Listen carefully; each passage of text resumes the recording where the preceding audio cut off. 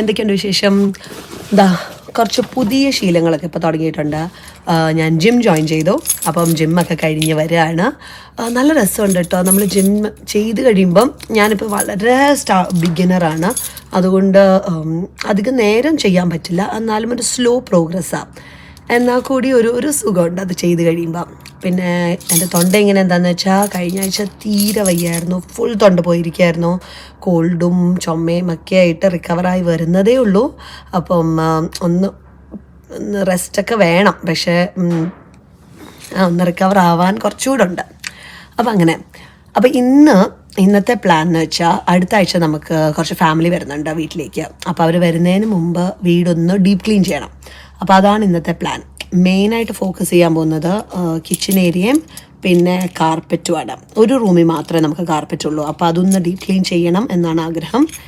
എന്തായാലും നോക്കാം എത്ര ചെയ്യാൻ പറ്റുമെന്ന്. അപ്പോൾ ജോയിൻ മീ. നമ്മുടെ കാർപ്പറ്റിൻ്റെ അവസ്ഥ ഒരുപാട് സ്ഥലത്ത് ഇതുപോലെ സ്പോട്ട്സും സംഭവങ്ങളും ഒക്കെ ഉണ്ട്. അപ്പം അതൊന്ന് ക്ലീൻ ആക്കി എടുക്കാൻ നോക്കാം.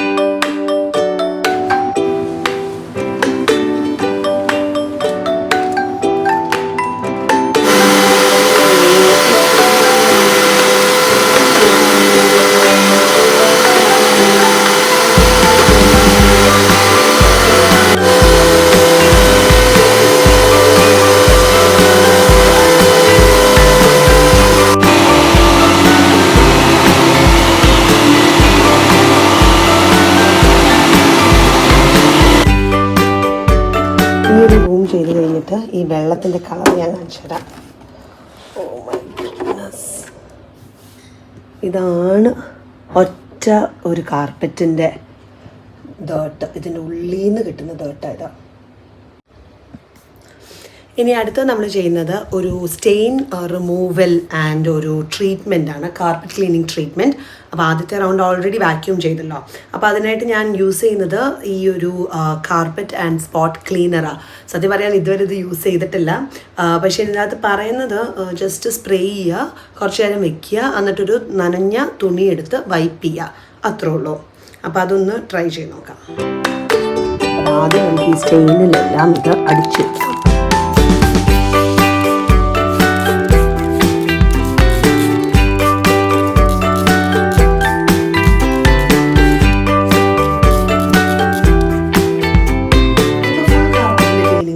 സോ ഇത് പറഞ്ഞേക്കുന്നത് ഒരു ഫുൾ ഇങ്ങനെ സ്പ്രേ ചെയ്യുക ആൻഡ് ഒരു ക്ലീൻ തുണി വെച്ച് വൈപ്പ് ചെയ്തെടുക്കുക.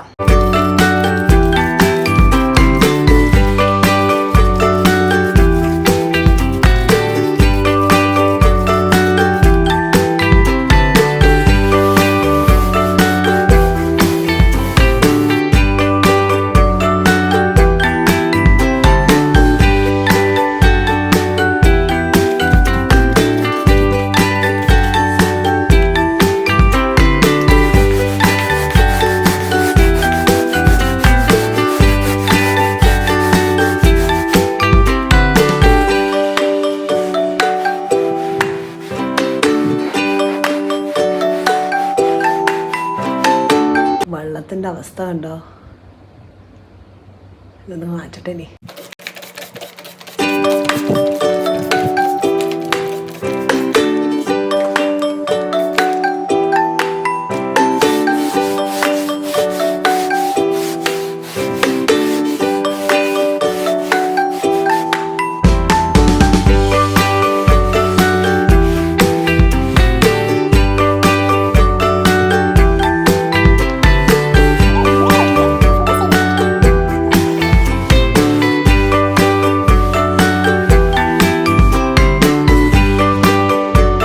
ഇതാണ് നമ്മുടെ ഫൈനൽ പ്രോഡക്റ്റ്. ഞാൻ ഭയങ്കര ഹാപ്പി ആട്ടോ. ഇവിടെയായിരുന്നു ആ സ്റ്റെയിൻസ് എല്ലാം ഉണ്ടായിരുന്നത്. ഇപ്പോൾ ഒന്നുമില്ല. And it's actually come out really well.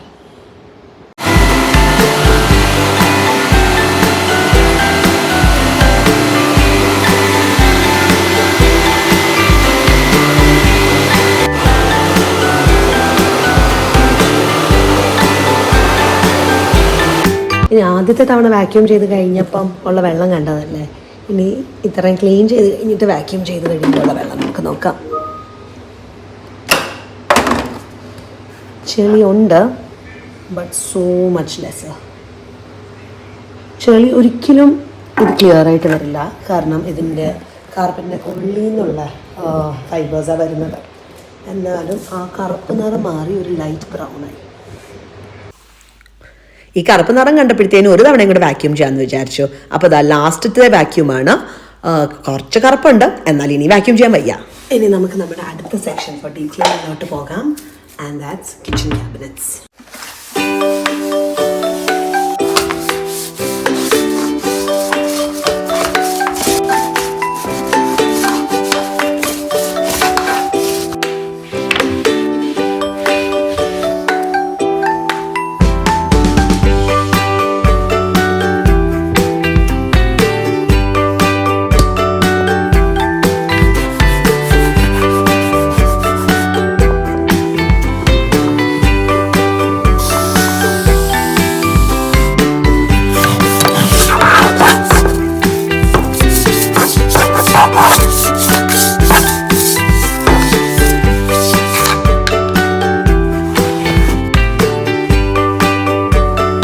നമുക്ക് ചിലപ്പം ഈ ഡീപ്പ് ക്ലീനിങ് ചെയ്യുമ്പം ഇത് എവിടുന്ന് തുടങ്ങണം എന്ന് നമുക്ക് അറിയാൻ പാടില്ലാത്തൊരവസ്ഥ വരുമല്ലോ.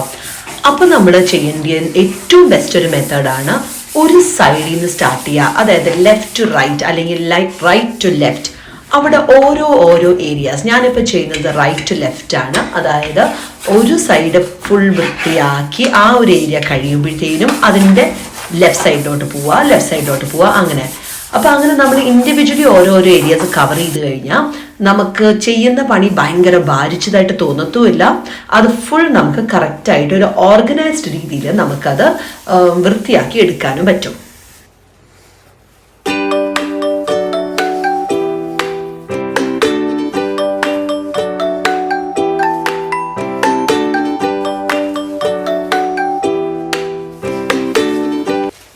ഇപ്പം വെള്ളത്തിൻ്റെ അവസ്ഥ ഇത് ജസ്റ്റ് പാദകം മാത്രം തുടച്ചതല്ല. തറ തുടയ്ക്കാനായിട്ട് നമ്മൾ പവർ ടൂൾസ് എടുത്തിട്ടുണ്ട്. ഇത് വെച്ചിട്ട് നന്നായിട്ടൊന്ന് സ്ക്രബ് ചെയ്ത് നമുക്ക് തുടച്ചെടുക്കാം. ഇതാണിപ്പോൾ തറയുടെ അവസ്ഥ. കിച്ചൺ ഫ്ലോർ ആകുമ്പോൾ എപ്പോഴും അങ്ങനെ വൃത്തിയാകുമല്ലോ. എന്നാലും ഇവിടെ ഈ കുഞ്ഞ് ക്രൗട്ട് ഏരിയാസിലൊക്കെ നല്ലപോലെ ചെളി എക്സ്ട്രാ ഇരിപ്പുണ്ട്. അതുകൊണ്ടാണ് നമ്മൾ സ്ക്രബ് ചെയ്യുന്നത്.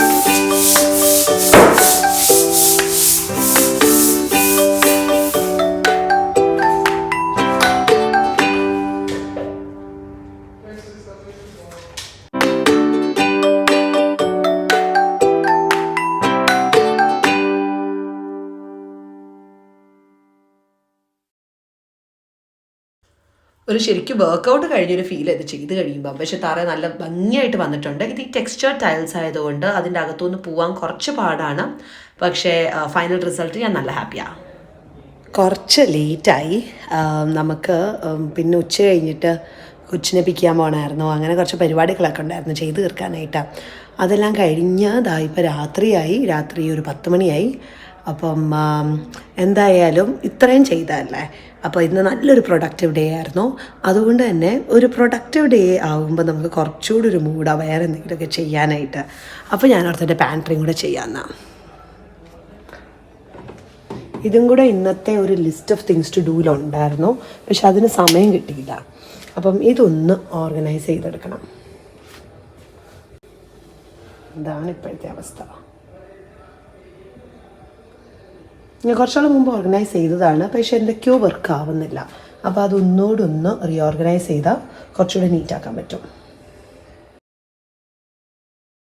ഇത് ഞാൻ സോർട്ട് ഔട്ട് ചെയ്യുമ്പോഴത്തേനും ഷെൽഫ് ബൈ ഷെൽഫായിട്ടാട്ടോ ചെയ്യുന്നത്. കാരണം ഒന്നാമത് എത്ര നമുക്ക് ഒരു ദിവസം ചെയ്ത് തീർക്കാൻ പറ്റുമെന്ന് അറിയില്ല. പിള്ളേരൊക്കെ ഉള്ളവർക്ക് അറിയാം, എന്തെങ്കിലും ചെയ്യുമ്പം അതിൻ്റെ ഇടയ്ക്ക് ചിലപ്പം പിള്ളേർ കരയും, അല്ലെങ്കിൽ വേറെ എന്തെങ്കിലും സംഭവം വരും. അപ്പം നമുക്ക് ചിലപ്പോൾ കംപ്ലീറ്റ് ചെയ്യാൻ പറ്റില്ല, പിന്നെ അവിടെ മൊത്തം നിരന്ന് കിടക്കുകയും ചെയ്യും.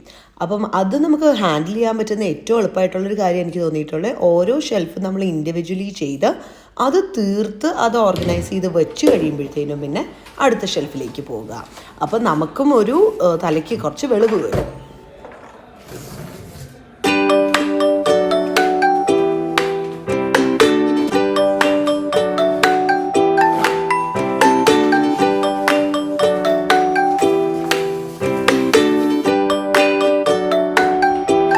അപ്പോൾ ആ ഒരു ഷെൽഫ് ഞാൻ എടുത്ത് ചെയ്തിട്ടുണ്ട്. ഇവിടത്തേക്കെല്ലാം ഞാൻ എടുത്ത് വെച്ചിട്ടുണ്ട്.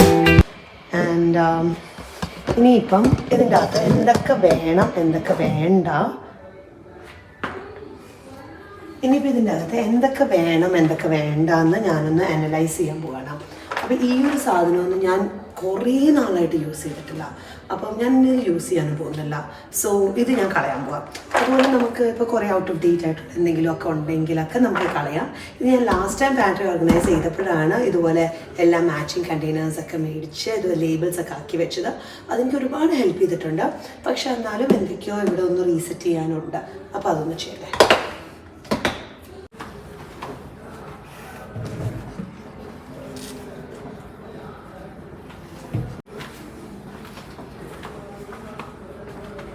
പിന്നെ ഞാൻ കണ്ടെയ്നേഴ്സ് വെക്കുമ്പോഴത്തേനും 2-3 കാര്യങ്ങൾ നോക്കിയിട്ടാണ് ഞാനത് ഓർഗനൈസ് ചെയ്യാൻ ഉദ്ദേശിക്കുന്നത്. ഒന്ന്, ഇതിൻ്റെ സൈസ്. സോ സൈസ് എല്ലാം വലിയ കണ്ടെയ്നേഴ്സ് എല്ലാം ഒരുമിച്ച്, പിന്നെ മീഡിയം സൈസ് ഒരുമിച്ച്, അങ്ങനെ സൈസ് വൈസ് അറേഞ്ച് ചെയ്യാം. പിന്നെ ചെറിയൊരു ഓർഡറും വേണം ഈ സൈസ് വൈസ് അറേഞ്ച് ചെയ്താൽ കൂടി. So for example baking items like ഇവിടെ കണ്ടോ, സീരിയൽ എല്ലാം ഒരുമിച്ച്, പാസ്ത ഒരുമിച്ച്, ബേക്കിംഗ് ഐറ്റംസ് ഒരുമിച്ച്. അപ്പോൾ അങ്ങനെ വരുമ്പോഴത്തേനും നമുക്ക് മൈൻഡിൽ നമുക്കൊരു ക്ലാരിറ്റി ഉണ്ടാകും എവിടെ എന്ത് വെക്കണം. സോ നമ്മൾ തിരിച്ച് വെക്കുമ്പോഴാണെങ്കിലും കുറച്ചുകൂടെ അത് നമുക്ക് എളുപ്പത്തിൽ വെക്കാൻ പറ്റും.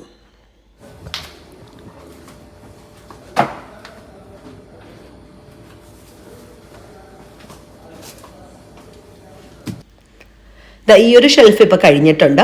സോ ഞാൻ ചെയ്തിരിക്കുന്നത് ഒരു സൈഡിൽ ടീ, കോഫി, മൈലോ അങ്ങനത്തെ ബെവറേജ് ഐറ്റംസ്. പിന്നെ അടുത്തത് നമ്മുടെ ഈ പൊടികൾ, അരിപ്പൊടി, റവ, കോക്കനട്ട് പൗഡർ, അങ്ങനത്തെ ഓരോ പൊടികളൊക്കെ അപ്പുറത്തെ സൈഡിൽ. അതിൻ്റെ അപ്പുറത്ത് വെച്ചിരിക്കുന്നത് നട്ട്സ്, പിന്നെ ബേക്കിംഗ് ഐറ്റംസ്, പ്ലെയിൻ ഫ്ലവർ, പിന്നെ പാസ്ത, ഏറ്റവും അറ്റത്ത് സീരിയൽ ഐറ്റംസ്. അങ്ങനെയാണ് ഇവിടെ ഓർഗനൈസ് ചെയ്തിരിക്കുന്നത്. പിന്നെ എന്തായാലും ഇത്രയല്ല, അടുത്ത ഷെൽഫിലോട്ട് ഇനി പോവുകയാണ്. സോ ഈ ഷെൽഫാണ് എനിക്ക് അധികം വർക്ക് ആവാത്ത ഒരു ഷെൽഫ്. സോ ഇത് കുറച്ചൊക്കെ അവിടെ എവിടെയൊക്കെ മാറ്റാനുണ്ട്. ഈ ഒരു മസാല ബോക്സസ് ഇപ്പോൾ വെച്ചിരിക്കുന്ന സ്ഥലം അവിടെ അതത്ര യൂസ്ഫുൾ ആയിട്ട് എനിക്ക് തോന്നുന്നില്ല. കാരണം ഇതിൻ്റെ ബാക്കിലോട്ടൊക്കെ പോയിട്ട് കുറേ സാധനങ്ങൾ കാണാതൊക്കെ പോകുന്നുണ്ട്. അപ്പോൾ അതുകൊണ്ട് തന്നെ അത് ഞാൻ മൊത്തത്തിൽ അവിടെ നിന്ന് മാറ്റി വേറെ സാധനങ്ങൾ ഇവിടെ വെക്കാനാണ് ഇനിയിപ്പോൾ എൻ്റെ പ്ലാൻ. സോ പക്ഷേ ഇവിടെ റൈറ്റ് സൈഡിൽ കാണുന്ന വലിയ ബോക്സസ്, അരി, ആട്ട, ഇതൊക്കെ വെച്ചിരിക്കുന്ന ബോക്സസ് എനിക്ക് നല്ല യൂസ്ഫുൾ ആയിട്ടുള്ള സംഭവം തന്നെയാണ്. അപ്പോൾ അതുകൊണ്ട് അത് അവിടെ തന്നെ വെക്കുക. സോ നമുക്ക് വർക്കാവുന്ന സാധനങ്ങൾ മാറ്റാണ്ടിരിക്കുക, വർക്കാവാത്തത് നമ്മളൊന്ന് റിവൈസ് ചെയ്തെടുക്കുക. അതാണ് ഉദ്ദേശം.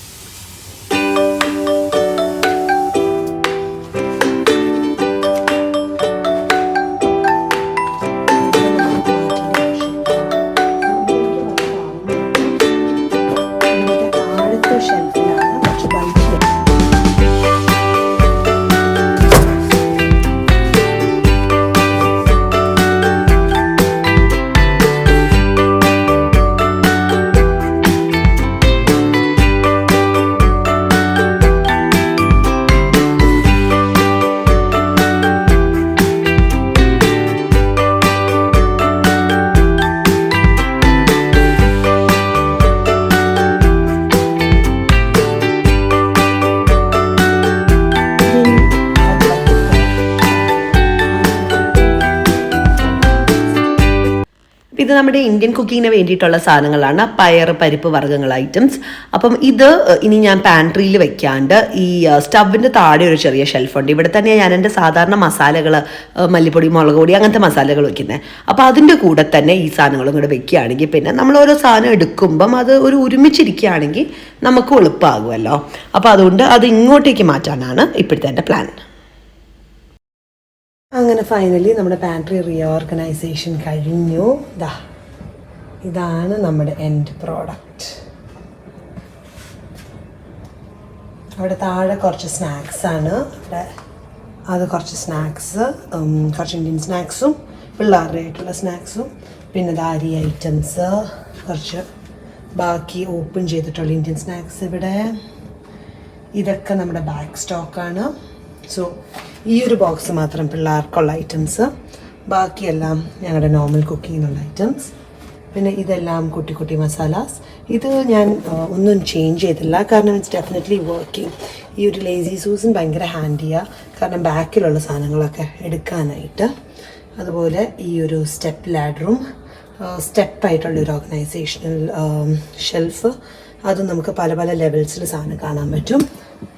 പിന്നെ ഓഫ് കോഴ്സ് നമ്മുടെ മെയിൻ ഡെയിലി യൂസ് ചെയ്യുന്ന സാധനങ്ങൾ.